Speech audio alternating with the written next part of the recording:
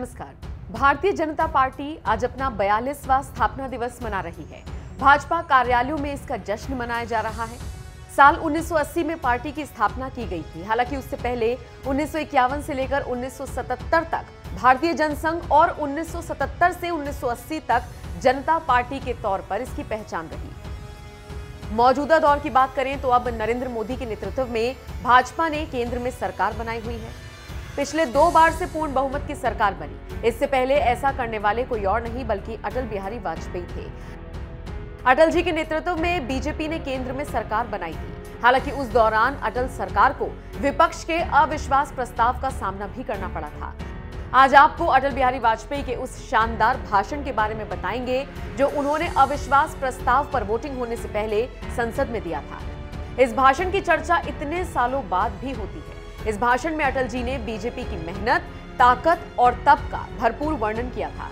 वाजपेयी जी ने अपने भाषण में कहा था, भाजपा को खड़ा करने में काफी तपस्या की गई है। ये कोई कुकुर मुत्ते वाली पार्टी नहीं है। सदन में एक एक व्यक्ति की पार्टियां हैं। वो हमारे खिलाफ जमघट कर हमें हटाने का प्रयास कर रही हैं। उन्हें प्रयास करने का पूरा अधिकार है, मगर हैं वो एक व्यक्ति की पार्टी, एकला चलो रे। और वो हमारे साथ हमारे खिलाफ जमघट करके और हमें हटाने का प्रयास कर रहे हैं। उन्हें प्रयास करने का पूरा अधिकार है, मगर है वो एक व्यक्ति की पार्टी, एकला चलो रे। और चलो एकला अपने चुनाव क्षेत्र से और दिल्ली में आकर हो जाओ इकट्ठे रे। अटल जी ने आगे कहा था, हमारे इन प्रयासों के पीछे 40 साल की साधना है। ये कोई आकस्मिक जनादेश नहीं है, ये कोई चमत्कार नहीं हुआ है। भाजपा ने मेहनत की है और हमारे इन प्रयासों के पीछे 40 साल की साधना है। ये कोई आकस्मिक जनादेश नहीं है, कोई चमत्कार नहीं हुआ है। हमने मेहनत की, हम लोगों में गए, हमने संघर्ष किया है। पार्टी 365 दिन चलने वाली पार्टी है। ये कोई चुनाव में कुकुर मुत्ते की तरह से खड़ी होने वाली पार्टी नहीं है। और सालों पहले दिया गया अटल जी का ये भाषण आज भी विरोधियों को करारा जवाब है। बहरहाल आपको बता दें कि जब बीजेपी की शुरुआत हुई थी तब उसके पास सिर्फ 2 सांसद थे। आज की तारीख में इस पार्टी ने देश की सबसे पुरानी पार्टी कांग्रेस का वर्चस्व ही खतरे में ला दिया है। दिन पर दिन जिस तरह से बीजेपी का झंडा बुलंद हो रहा है, लोग अटल जी की उस भविष्यवाणी को भी याद कर रहे हैं जिसमें उन्होंने कांग्रेस के लिए कहा था, मेरी बात को गांठ बांध लो।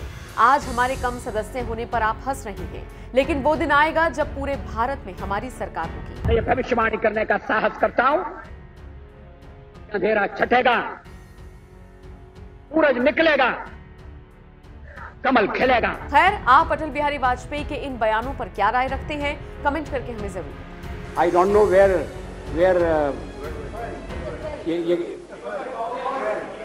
ये काऊ बेल्ट है, काऊ बेल्ट का समर्थन है। जो काऊ बेल्ट जिससे कहा जाता है उसको इस तरह से सदन में उल्लेखित करना। किस क्षेत्र की आप बात कर रहे हैं?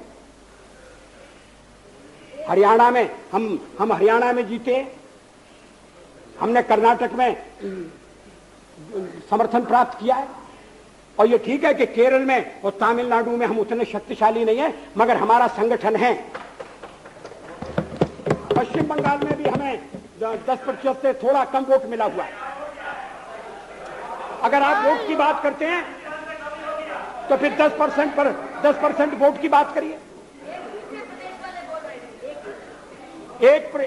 इस सदन में एक व्यक्ति की पार्टियां, एक व्यक्ति की पार्टी,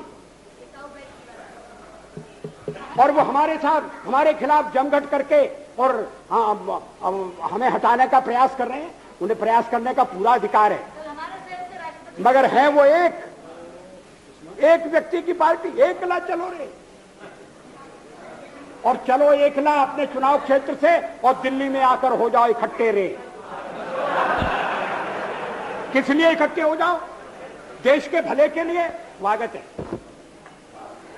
हम भी अपने ढंग से देश की सेवा कर रहे हैं। और अगर हम देशभक्त न होते और अगर हम निस्वार्थ भाव से राजनीति में अपना स्थान बनाने का प्रयास न करते और हमारे इन प्रयासों के पीछे 40 साल की साधना है। ये कोई आकस्मिक जनादेश नहीं है, कोई चमत्कार नहीं हुआ है। हमने मेहनत की, हम लोगों में गए, हमने संघर्ष किया है। पार्टी 365 दिन चलने वाली पार्टी है। ये कोई चुनाव में कुकुर मुक्के की तरह से खड़ी होने वाली पार्टी नहीं है।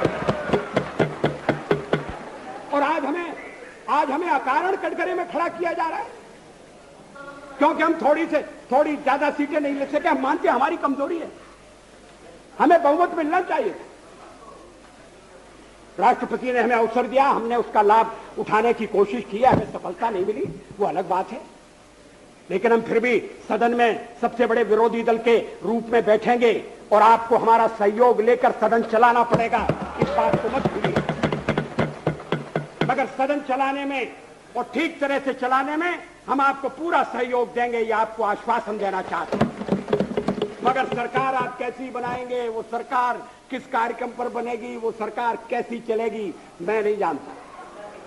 लेकिन जहां तक दलितों का सवाल है, शेड्यूल कास्ट के टोटल मेंबर्स हैं 77 और उनमें से 29 मेंबर्स बीजेपी के चुने गए।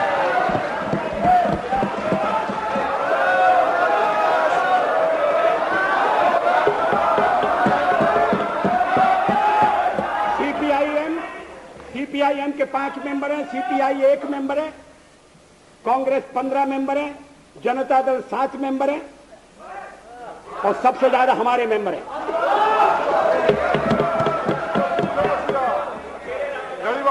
और एसटीसी में भी, शेड्यूल ट्राइब्स में भी total number of seat is 41, BJP 11। हमारा जनाधार नहीं है, हमें लोगों का व्यापक समर्थन प्राप्त नहीं है। अगर आप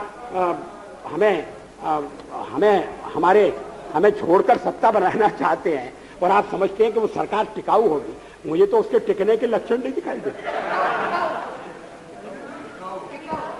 वो पहले तो उसका जन्म लेना कठिन है, जन्म लेने के बाद जीवित रहना कठिन है। और ये सरकार अंतर विरोधों में घिरी हुई देश का कितना लाभ कर सकेगी, ये एक प्रश्नवाचक चिन्ह है। हर बात के लिए आपको कांग्रेस के पास दौड़ना पड़ेगा और जब आप उन पर निर्भर हो जाएंगे, अभी तो मैं नहीं जानता, पहले चर्चा हुई थी, कुछ शर्तें लगाई जा रही, फिर चर्चा हुई कि कोऑर्डिनेटिंग कमेटी बनाना पड़ेगी। फ्लोर पर भी हम लोग कोऑर्डिनेशन करते हैं, उसके बिना तो सदन नहीं चलता। आप सारा देश चलाना चाहते हैं, बड़ी अच्छी बात है, हमारी शुभकामनाएं आपके साथ हैं। हम अपने देश की सेवा के कार्य में जुटे रहेंगे। हम संख्या बल के सामने सर झुकाते हैं और आपको विश्वास दिलाते हैं कि जो कार्य हमने अपने हाथ में लिया है, वो जब तक राष्ट्रीय उद्देश्य पूरा नहीं कर लेंगे, तब तक विश्राम से नहीं बैठेंगे, तब तक आराम से नहीं बैठेंगे। अध्यक्ष महोदय, मैं अपना त्यागपत्र राष्ट्रपति महोदय को देने जा रहा हूं।